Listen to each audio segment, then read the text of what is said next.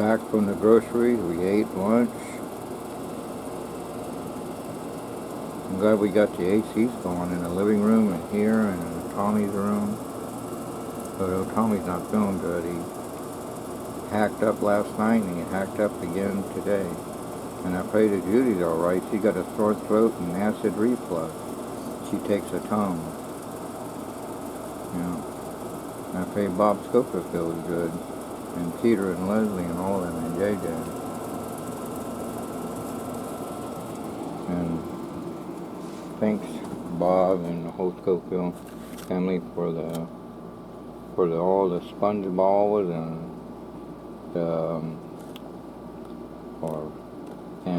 golden cups and balls. Golden cups and balls are in here somewhere. Oh, I forgot. They're down here.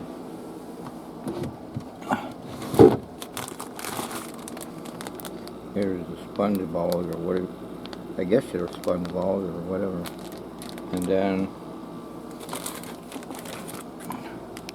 golden cups and balls.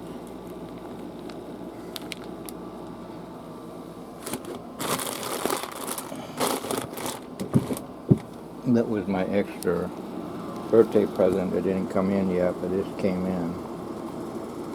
Same about time, same about channel. Bob Schofield and the whole Schofield family is cool in my book, and Pastor Asher and all the people that wish me a happy birthday with birthday cards and text me. My niece Bobby wished me happy birthday. My sister Cheryl wished me happy birthday through a voice text. I didn't know you could do voice text, but now I know.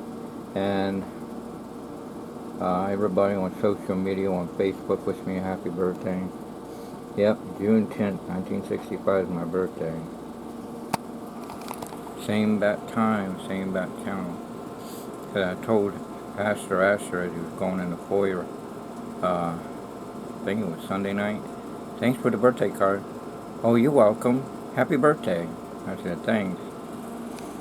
And last night I was telling that guy that visits once in a while, the tall guy, I showed him my YouTube channel, and he watched the moon vanish. I said, right now I got 1,044 views. And, but other people recorded on YouTube and Facebook and TikTok and all social media, Google websites. They have no clue what's going on. And I went through the whole 9 yards with that. But, so now you can tell your family,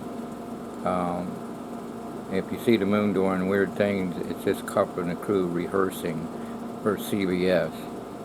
Yeah, thanks for showing me that. I'll let them know that. Nice seeing you again, Bill. No problem.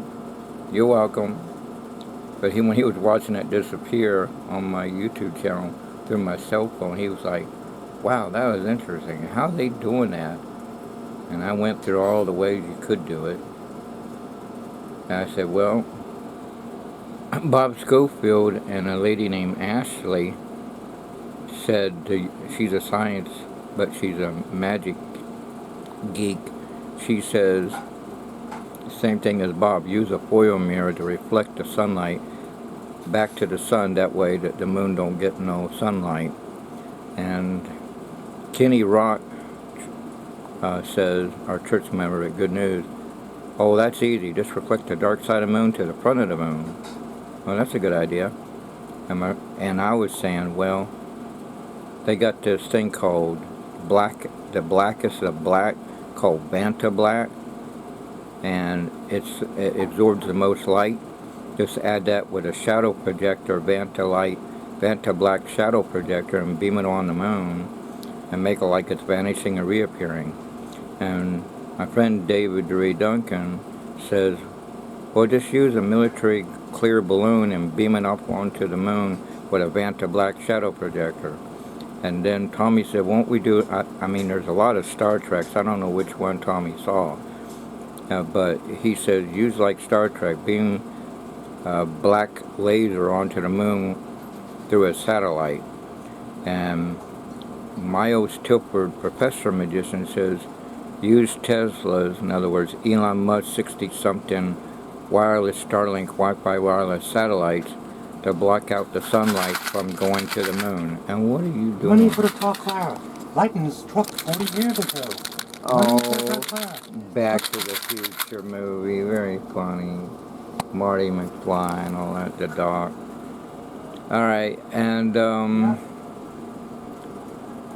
yeah, Miss Story borrowed some change from, well, did she realize she had some change? But she borrowed $1 from me. She'll have to give me $1 back. But anyway, okay, anyway, back to what I was saying.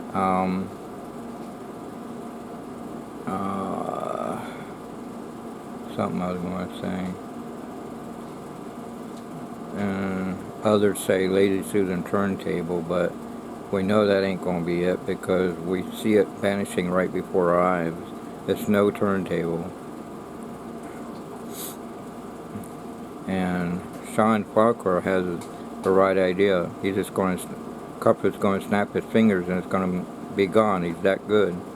He's actually correct because the moon can go slowly vanish or it can vanish real fast. Because one lady, I told that guy, I told that lady, I told everybody what's going on, even a Marine, because he didn't know what was going on. Because everybody said, what's happening with the moon? It keeps disappearing and reappearing. And I said, one lady said, you all seeing this? And then as it vanishes, oh, it's gone. That's not kosher. And he got a kick out of that when I mentioned that.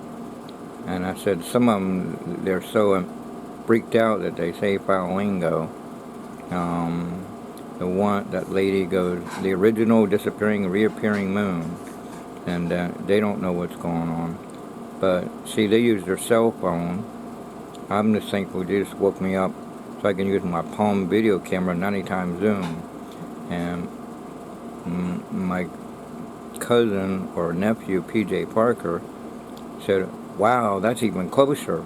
So maybe he's seen it on other social media, but when he saw mine, wow, that's even closer. So it lets him know that he must know about it, or me talking about it, and then he sees my mine and says, wow, that's even closer. Whatever the case now. And before I learned about Vanta Black, I was thinking about International Space Station and have a mirror up in outer space and just block out the moon, or a stagecraft netting out in outer space and block the moon. That was my idea. But then I learned about Vanta Black, and I've heard about shadow projectors, so there's a lot of ways it can be done. I mean, there's water that bends light. I used to, every time at Mr. Bryan's science class at Harry Hunt, Hunting for Harry,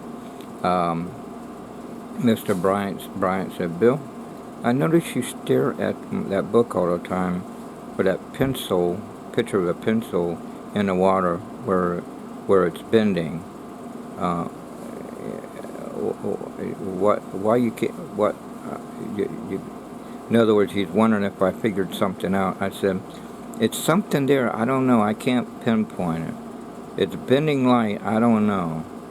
And at one time later on, I was saying, that could be like an invisibility thing, but I don't know how to do it. Many bazillion years later, there's a guy called Guy Kramer on YouTube, and see, these ideas I was thinking in the 1970s. Even at Grandma Green's house, I was thinking, I wonder if they can make a cloaking airplane. And I wonder if they could clone people, and everybody thought I was watching too much science fiction. But now, we have cloaking devices, we have cloning Dolly, cloning the frog, and we have anti-gravity and all this stuff. What you think of, someone's already done it and surpassed it. The government now is admitting that they have anti-gravity aircraft. And they have mentioned that they got cloaking devices.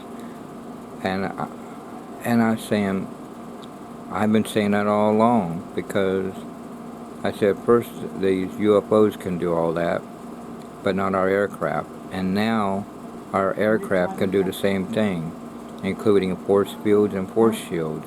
And now we have ion warp drive, and we have pulse wave engines and thrust vectoring, you name it. As Jesus Christ, Lord Savior God says, when He gets close to Him coming back, the knowledge is going to increase, and all things automatic, and children will get smarter way earlier than ever before. There'll be wars and rumors of wars, one world government, cashless society, food not edible, water not drinkable. The sun will be turned up extra hot.